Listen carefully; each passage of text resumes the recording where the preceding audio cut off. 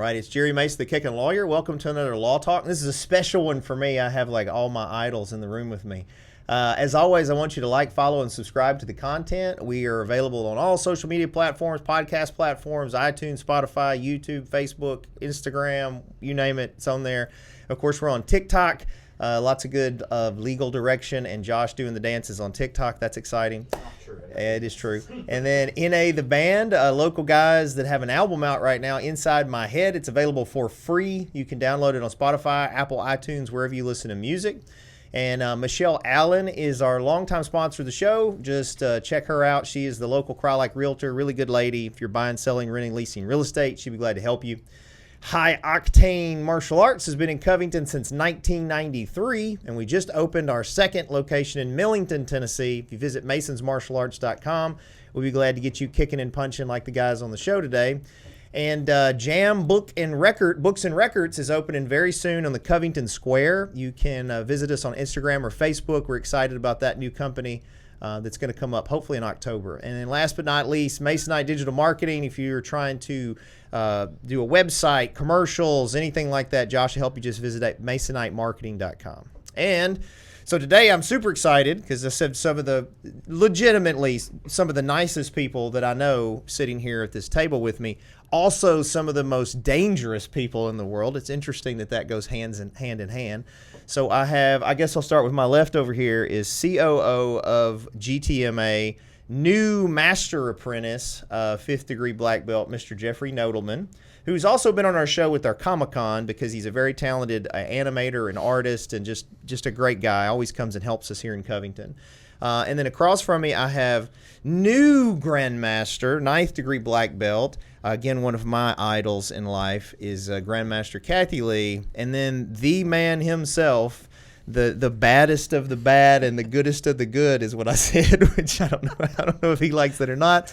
But we've got Grandmaster GK Lee, the head honcho with GTMA and just Taekwondo and martial arts in general. So how are you guys doing? Wonderful. Good. Well, I really appreciate you being on here. I know we kind of rushed you in here, and then you're here because you are going to bless our Millington School with a great workout here soon, and we're looking forward to that. But I thought, especially if we have GTMA people watch, that it might be good for them to hear sort of an origin story. Now, I got to hear, Grandmaster GK, I got to hear yours once before. It was very interesting to me. We actually listened at the restaurant on how you got into martial arts and whatnot. And then same thing with you, Grandmaster. And I don't know that, I think we did talk about it one time, how you got into it, how you done it, Mr. Nodelman. But why don't we do that? Why don't we start with, if you don't mind, how you got into martial arts? Whoever wants to go first. Okay, I'll go first. Okay. It's a very easy story. It's simple, and it's a fun story to reflect on. I was picked on by a bully. Her name was Sandra Long, to be exact. She's okay. She knows she's a bully. And she is someone that's hard to forget because when I was growing up, through middle school, she always picked on me and told me she was going to do that every day after school. And she let me know she was going to beat me up. She gave me all the threats. And, of course, my mom couldn't continue to take off work and come pick me up early because that got old fast. And so she said, summer break is coming up. I think you need some martial art classes. There's no question about it. So she took me down, and I took classes at the local school, and it was really great. Fast forward, I went through the summer, got real educated, became a yellow belt with a yellow uniform because my grandma Clorox did a little too much. And I had a yellow belt with 3 stripes. And when Sandra said, I'm going to beat you up after school, right away, early on, I said, Sandra, just stop right there. I'm a yellow belt with 3 stripes. I just want you to know. And she looked at me, and pretty much that was it. She just walked away and never really had much for me after that. So verbal self-defense was a great terminology I always made up and thought works. And she left me alone. And so I love the story where I go back to my 20th class reunion, and I was searching everywhere to find her. I said, I hope she's here. And so I went up to her and said, Sandra, I gotta thank you. You've given me the bestest career. Thank you for doing, and thank you so much because I've had the greatest life, best career ever. And I get to help all these people with self-defense needs, like you used to do to me and pick on me. And so she looked at me like I really wasn't sure she didn't know I was really right on that, but she realized it and said, okay, I'm sorry, and a couple tears, and it was worth it all, and I'm happy to say it worked. Nice. I did not know that. And was real. that in Florida? It was in Florida. Okay. It was in Florida. That's Yes, what I thought. Yes. Panama City Bay High School, yes. I actually have a similar origin story on all that. Very, very similar, actually. So, Pretty cool. Grandmaster, how about you? You want to know? Yes, sir. Just that my father's a honeybee keeper. Yes, sir. That's why at a young age I had to follow him every summer, whenever he go to flower. That's why that time I have to new town all the time. That's why all the time fighting. Just just little kids always picking on. That's why we starting that time, young ages.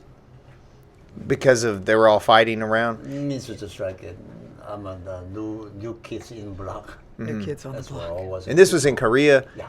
And was it Taekwondo that you started That with? time we call not taekwondo, we call Tangsudo. Tangsudo. All the style. But later on, 71, making everybody WTF style that time starting. Yes, sir. And I know you competed in things there, and then eventually you were in or involved in the Rock Army. Is that correct? Yeah, I used to be U.S. Army base. I teaching 3 years. Then after that I came here. Also, Korea have a mandatory you have to go to 3 years. Yes, sir. That's why I go there Army. I have to teaching it all 3 years. How did you get, and I'm just curious, I know you've done this your whole life, but even 25, 30 years ago, you were the guy then for advanced training, like knife fighting and grappling and joint manipulation and all those things, so many different disciplines. So is it just stuff that you picked up across as you traveled and as you trained, or? Just like olden day martial arts have a pretty much all overall self-defense, so that's why I have to be that time I learning another instructor, different style people. Yes, sir. That's why also I have to teaching Army and the U.S. Army also. That's why I have to be better than anybody. Yes, sir. That's why I have to be good at. That's why I have to be training all. That's what Taekwondo's base, but Taekwondo is a martial art. Yes, sir. And also, personal training, your discipline. Yes, sir. Discipline.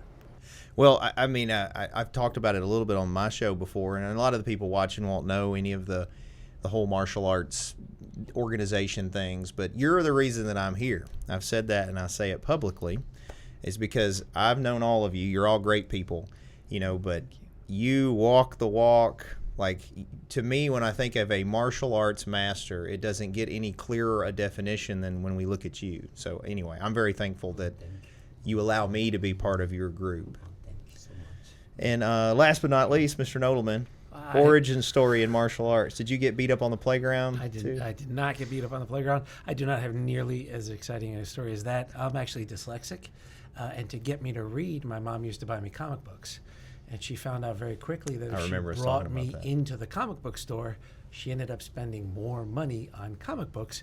It was actually cheaper for her to drop me off next door at the local Taekwondo shop, go and then pick up the comics and then pick me up after class. So that little strip mall was a honestly weird, turn because of those two, disciplines kind of dictated the course of my life. It did, yeah, because you became an artist and a martial artist, CEO of the company. So, yeah, that's right. I remember us talking about that. That's interesting. Personally, I was 6 years old, and I was a very nerdy child. I'm still a nerd. And I'm fine with it. But I'm just an adult nerd now that knows how to fight people. Anyway, so as a kid, I was 6, and I remember I got beat up pretty regular, but this one time in particular, I remember there was a little girl that I kind of had a crush on, and she was watching me, and these boys came and picked on me, And I remember vividly on the playground, they held me down. They were holding me down and beating on my face. And I remember that they were hitting me. And I remember looking over and the little girl was laughing at me. I remember that. And I was crying from getting hit, and it was embarrassing. And, you know, it was just, as a little kid, hindsight, now it's different with confidence when you look back on it. But, you know, that's traumatizing as a kid. And then the next thing that happens, my mother, how are y'all? I just noticed she's in here too. My mother was watching in the car riders line. And you guys don't know this, but my mother is known as the Bride Road Brawler. Like, she will fight at the drop of a hat. And you wouldn't know it. Josh knows. If you meet her, she seems like this nice older lady, but she will fight. And so she sees her little boy getting whipped, and she comes running across the playground and is throwing children in the air off of me. And then I'm more embarrassed because now my mother has saved me. So then my father, who's very passive, and of course he passed away this year, but it was always a contrast with my parents because my dad was very passive, turn the other cheek, just very, very religious in his views, and that violence was wrong. And my mother was like, "You said something to me? You said something?" You know, like it's time to whoop them. So it was this dichotomy. Anyway, that night they put me in Okinawa and Goju-Ryu. I started in Goju-Ryu, which was kind of the system locally. And then I didn't really care much for that system as a child because they had no kids program. I was with adults, and we would just do, you know, floor drills really is what it would have been the whole time. And but it did give me confidence. And so, interestingly, that system, you don't progress as fast as in some. You get like a green tip, a stripe just towards the green belt. And I got my green tip on my belt a few weeks later, and I confronted the bully in the, kind of like you said, in the playground, and they relented. So it's interesting that I tell this to people all the time. One of the benefits to martial arts to me is not the kicking and the punching. The kicking and the punching is a vehicle to the life skills that you're going to gain. And literally everything that I do in my life is somehow been benefited and influenced by martial arts. When literally the teaching in front of people is the exact same skills that I use in the courtroom in front of a jury. It's the same. The confidence and ability to read people, read the room, those skills transfer over. I was telling somebody the other day that was hesitant on joining our instructors program. And what I was explaining to the parents is it's not really even about being an instructor. Because, you know, a lot of them that become instructors, they'll help in the school, but they may not teach for the rest of their life. You know, it may not be a career path for them. That's fine. But the skills that they're going to develop in being an instructor are skills they're going to use in anything they do. And so I have all these degrees, you know, MBA, doctorate, and all this stuff. But that's not where I learned to do the things that are effective in my profession. It was in martial arts. Mm-hmm. So obviously I'm preaching to the choir here, but you know, there's definitely some benefits in martial arts that I think go sort of under the radar and are probably the most prevalent benefits, having the discipline, confidence, everything. Something that I think parents don't realize along the line of kicking and punching in the classroom and following what you said is exactly right, life skills and ways to help their future. But this is the type of future that can help them, the confidence it can give them to apply for a job that might not be what they think they can get and have confidence to do that, to excel. The other thing is just even getting a scholarship in school or applying for college. They look for people who have discipline and and commitment, and that is something that if you can do the training in the martial arts, you can totally do anything else that you want to do in your future. It can help you. It can help an adult who's starting to train as well. Maybe they can get an improvement in their job. A raise, an upgrade, a higher promotion. So martial arts can help anyone everywhere. I mean, I agree, obviously, but I think we're probably all biased on it because we've benefited from it. Yeah, we've benefited and we've witnessed it ourselves. So it's really cool. It's the kind of thing you think about, though, as an individual. You play part of a team sport. You play football, basketball, or hockey. You're part of a team, and your efforts can be balanced out by someone else. As a martial artist, you are dependent on yourself just like in life. So those skills have to be transferable, because if you can't do what you're supposed to do, you're going to get shellacked and there's nobody out there to help you. Yes, sir. Yeah, that's one thing I actually liked about it. Mm-hmm. I wasn't, and I'm still not the best I'm learning, you know, with the global demo team, by the way. I'm trying to be better as a leader and part of a team. And by the way, you're doing fantastic. So far, we're batting 100 because we've had one shot. And nailed it. Totally. We'll see. I'm confident. It's one of those things where when you have a good group, the leader is not even as important, because you got a good group of people. But in any event, I enjoy the fact that if I go to a tournament, as an example, and I compete, if I don't do well, that's on me. If I do well, to some degree, it's on me. It also teaches you that responsibility, in martial arts, that you're responsible for. Who else? You can't point fingers really anywhere else. But the competition's really secondary. Like I said, there's so many other benefits. Another thing, too, and that's why I always think about you, Grandmaster GK Lee, is you're one of the baddest men I know. And when I say bad, I mean good. I know you're so humble, too. Like, if I were as awesome at martial arts as you were, my head wouldn't fit through the door, because you're so humble, which, again, is, I think, an example, a testament to you as a person. But, I can only imagine how you would feel being so knowledgeable on all aspects of martial arts. That knowledge gives you this confidence, that, I don't know, it makes you, you just, I think, present different. There's a power when you walk into a room and you have that skill. Would you think so, sir? He's gonna be humble and not say anything about it. One thing, I'm learning martial art benefit later ages. After I went to 32-year-old, I went to demo, 300-pound ice breaking it. Then I broke my whole 300 piece of my shuttle of my anchor.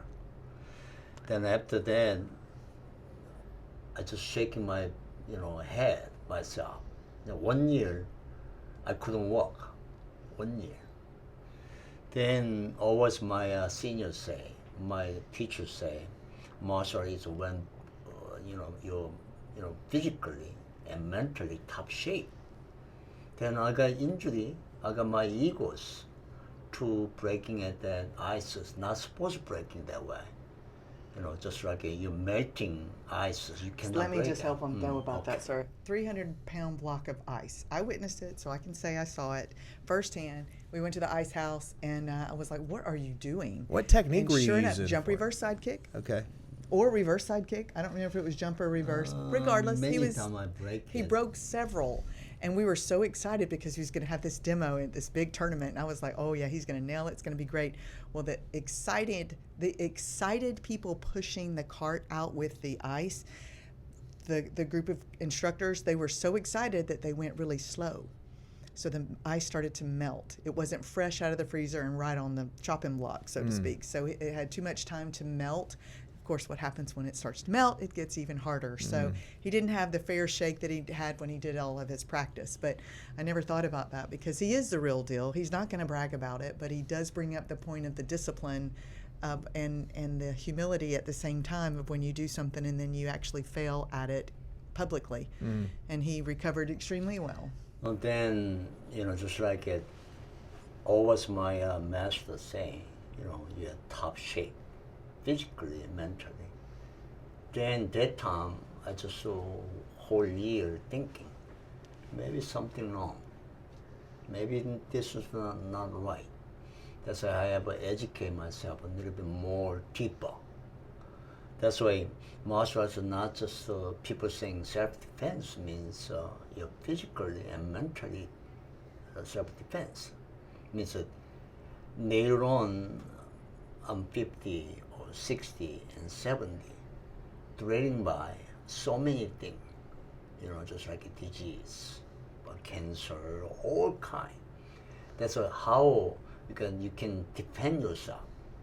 That's why I have a martial art pretty deep, thousands of years of history. There's a breathing exercise. You always asking, so I like to learning some breathing exercise, and also a little more deeper. That's why I'm learning it more deeper and deeper and deeper. That's why I'm learning it. I have so many good teachers. Just like you go college, how many teachers you teach you. Martial arts, same thing. That's why so lucky to meet so many great grandmasters. Then I learn it, then share it with you guys. That's why. Yes, sir. Well, I think you bring up a good point, Grandmaster. I think in martial arts training, one thing that people need to understand is there's phases to it. You know, when your interest when you're a kid may be different than the goals when you're in your 20s or 30s, and I'm in my 40s now, and I'm starting to change my focus. Like now, I like the idea of being able to stand up and my knees not hurt, you know, or play with hopefully grandkids soon and not have problems. So it's more practical application in that regard, I think, than that it's all the fighting. So. Yeah, that, you know, and you're obviously on a level that most of us will probably never get. So it's interesting to If to hear so that. many, you're gonna be learning different stage of martial art called Tao, Do. That's what we call, everybody calling it Taekwondo, Komdo, Judo, like this. That Do. Then also we have to be studied. So pretty much you are ready. You know, just like we all sharing together that deep, you know, martial art, benefit. Yes, sir. Well, on another note, so we're all part of Global Traditional Martial Arts, GTMA. And so, well, and I'll tell you what, I'll answer it first so y'all can think about the question. The question I have is, what do you feel like sets us apart? All right. Now, obviously, one answer is we have two grandmasters. All the grandmasters we have are awesome. By the way, they're all very. All of you are very impressive, and I think that's a testament to the organization. But for me personally, one of the things that sets us apart, I would say two things besides the grandmasters. One, it's a very open-minded, very progressive curriculum. The GSHIM forms, in my opinion, are traditional but practical, and I think that's impressive. You can do weapons with them. They have sprawling techniques, elbows, knees, the whole deal. It's very modern, so I think that's an advantage. And then the other advantage is you guys, like we've literally got most of the leadership in here in this room that snuck in as y'all are talking over here. Besides just being great martial artists, just the fact that y'all are here today is a testament to how supportive you are of your schools. I mean, you're not really directly benefiting from coming. You came out of the goodness of your heart to support our school, you know, that we're trying to keep rolling. So that's something that I think has been lost in a lot of systems. And so for me, those would be a couple of the big points that I think that make GTMA attractive to me. But since you guys are the blood and heart of the organization, what do you feel like, what would you say to someone that was wanting to know what GTMA is about? Well, I would jump out there and say right off the bat is that we're martial artists for martial artists. You know, we're run by an organization that is led by the real martial artists that have had years and years of experience. They've had the opportunity to learn the best of the best from the best, I like to say. And I'd like to also say that as a family and as a team, we're all committed to each other. I think we have the best grandmasters. I just became one, so I totally don't belong in that category yet. I still feel very young. Well, thank you. I still feel weird about it. But anyway, the other grandmasters are bad to the bone. So, I mean, I just am very honored and proud to be in this particular elite group because they're strong, fabulous martial artists that care about everybody, and our organization is based on that. So I think that the real stuff comes from the real people, and what I love hearing often is that they can tell that we care, and they should know because we really do. Yes, ma'am. So lucky, GTMA means a global traditional. Traditional means about, thousands of years materials. Then once we benefit GTMS. And my family is a 720-year-old families. And just like it, not just fighting art, how it can be the forever young. That was truly I have 60 years after that, so lucky to have that benefit and knowledge and share with our people. That's why definitely this is not just the fighting. It's a lifelong, good, strong, your heart. Just so you can buy anything, but you cannot buy your heart. That's what this GTMA, that wants you benefit of that true inside, mentally and physically, and your top shape. That's why we go 90. I can sit on their training. That's why I have I have very strong feeling about, just like it, I can share with my people and 60 years experiences. Yes, Used sir. to be people 10 years and 6 months, whatever, but our families, how many years to pass on that knowledge. Yes, sir. So, yeah, I'm very exciting about and helping people. Yes, sir. What do you think, Mr. Nodelman? I'd answer the CEO way. First, I'd want to reiterate what our Grandmaster said. What Grandmaster Kathy Lee said is, we do have the baddest of the bad. We have 9 Grandmasters currently, and to all the Yankee fans out there, it's murderer's row. I mean, you start with DiMaggio and you get to Mantle, and I mean, it's just each one after is spectacular. And from a progressive standpoint, 2 of our Grandmasters are female, which is incredible in an industry that is unbelievably male-dominated, that we have 2 female Grandmasters that are just spectacular role models and technicians in martial arts. It's not just they have the cool uniform. They actually can go out there and whoop it up just as well as the boys can, and in some cases better. What Grandmaster says, and what you were talking about, I'm 53 and I share the body of an 87-year-old that's not in that good health. And I love Jishin Taekwondo. I love what we can do and how we can do it, and how Grandmaster has put together these systems where I actually feel good about how I perform as a martial artist out there and what my capabilities are, and work within my physical limitations. So from a martial arts standpoint, from a leadership standpoint, we are spectacular. And I think some of that is a little subjective. Everyone's going to believe, well, our team is always the best. But then you get into the point of the capitalism side of a business, and you can have a great restaurant that's got phenomenal food, but if they got terrible service, or they're not in a great location and the walls are all dilapidated, that's not what this is. Our jobs are specifically to be an extension of Grandmaster's vision. And what Grandmaster wants, and you know him, and you're lucky enough to kind of see and be around him, our entire organization, from white belts all the way up to the masters, when he's in the room with them, you know Grandmaster. He's a loving, wonderful human being. We need to make sure that everybody feels that all the time. And that's one of our primary objectives is to make sure that all of our people feel appreciated and everybody feels like they're part of an organization, not a fraternity where you need to pay dues so you could say you're part of something. But as an organization, we work together, we grow together, and we're reliant on each other. Yes, sir. Yeah, well, again, not to appear biased on it, but part of why I keep coming back to you, Grandmaster GK, and I think I've recounted this before, but not on a recording, is like as a kid, especially teenage years, where I started to get some skill myself.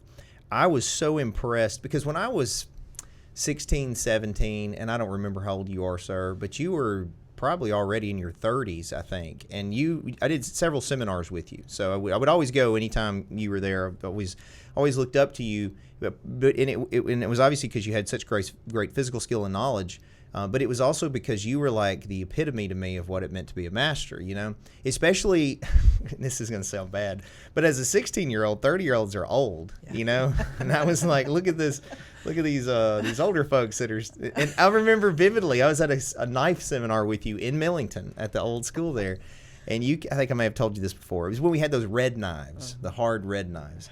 So we're doing the knife training, and you picked me as the volunteer, and you're very, sir, you're very patient and very nice to everyone now. Back then, it was a little rougher sometimes, the interactions. So you had me get against the wall, and you had the knife, and I forget what I don't even remember the specific technique. I just know you were telling me to move, that I was supposed to try to move, I think the parry or something. And I'm like young and fast. And he says, go. And in like 10 seconds, you stabbed me like 37 times in the solar plexus with that knife. He's like, he's just jacking me. And I was like, and then I've recounted this too. That same seminar, you had brought a Muay Thai guy with you. Big old calf muscles. This guy was jacked. I don't remember his name, but I don't know why he was with you. But he was way bigger than you. And I remember at the seminar, you two got to doing this kicking drill. It was like an Olympic sparring drill where you kick, step, step, step, kick, step, step, step. and I've told you this before, but it's just such a cool story. So y'all get to kicking, and I'm watching because gonna see what happens. This is a young world champion Muay Thai guy, and you get to kicking it, and next thing I know, you're out kicking the guy speed wise, out kicking him. And he finally stops. He didn't speak any English, and he bowed to you and said something, and I think Stuart Howard asked, "What do you say to you, sir?"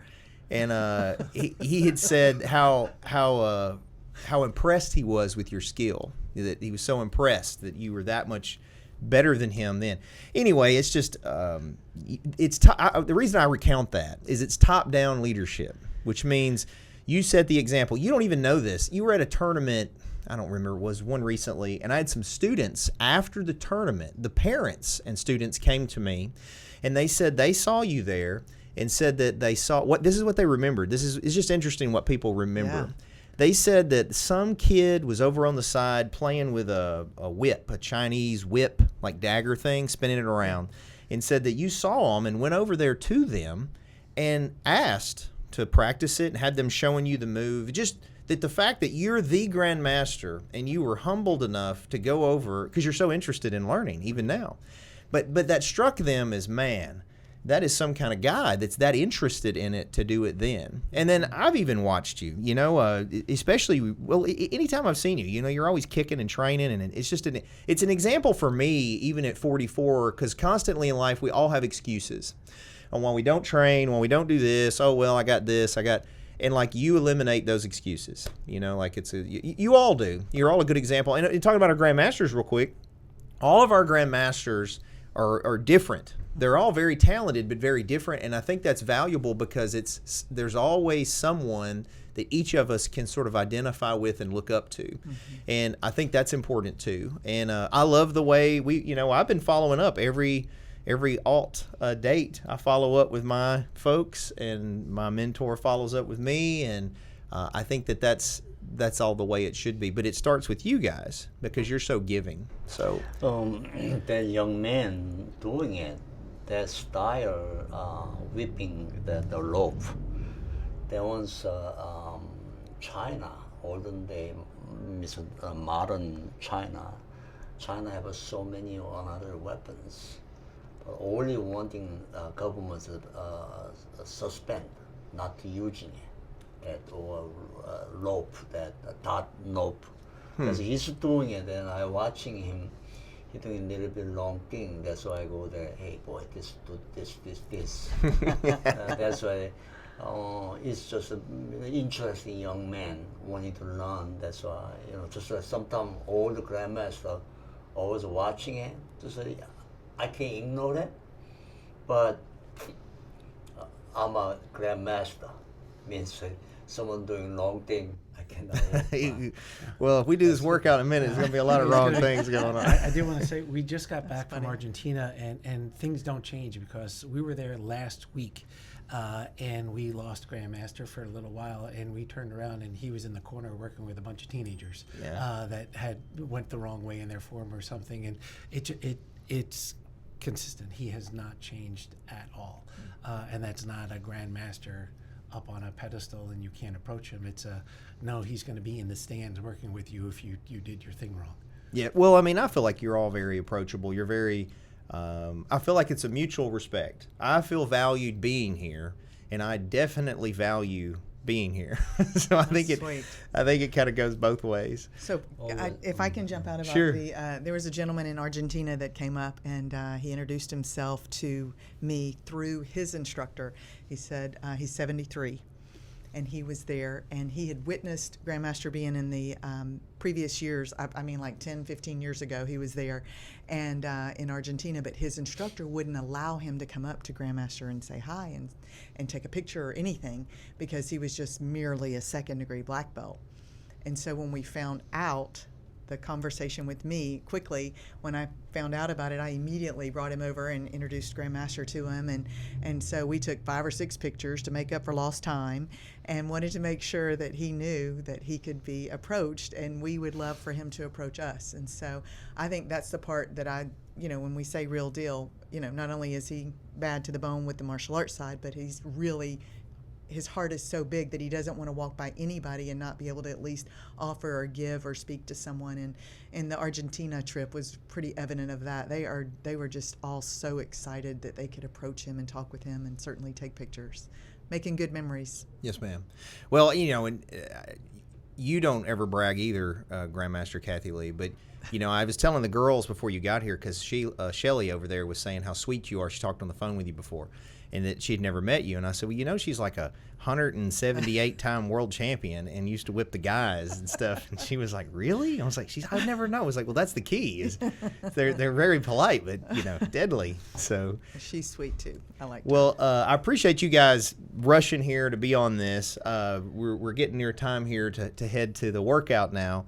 But again, I thank you very much, not just for coming here on this, but literally for all that you do. I mean, you guys and the organization definitely make the world a better place. I mean, Mr. Nodelman comes all the time here for our Comic-Con, small little thing we do, and it's a huge deal. He's our big guest and never asks for anything, and literally is just raising money for the H&L Hope Foundation. So y'all are just good folks, and if obviously if there's anything I can ever do for you, all you got to do is ask, and I'll do that.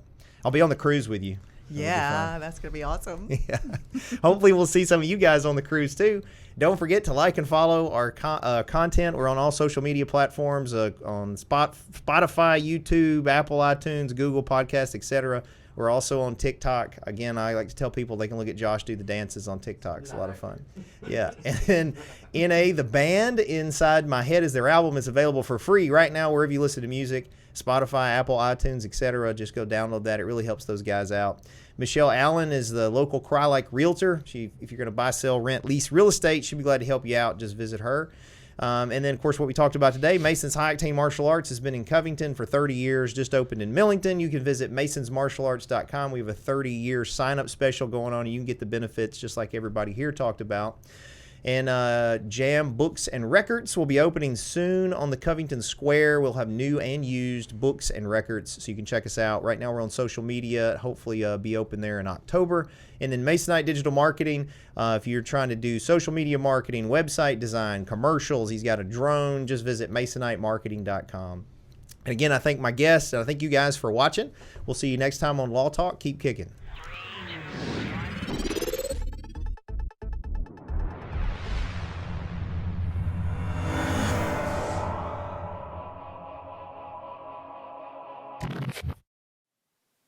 Thanks for watching, guys. Just remember that this is not legal advice or investment advice or business advice. This is for fun and entertainment purposes only.